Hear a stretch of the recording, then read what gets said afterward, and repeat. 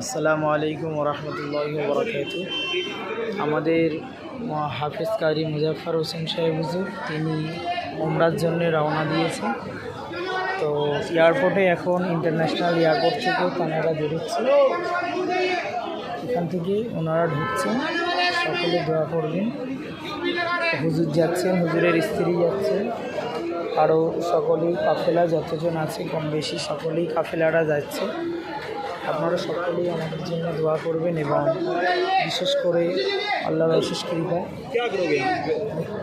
যারাই फोटो लेके क्या करोगे? फोटो अलाउ नहीं है। जी जी पीछे वाले आने वाले कैसे हैं? पीछे वहाँ जाके फोटो ले लो, वहाँ जाके फोटो ले लो।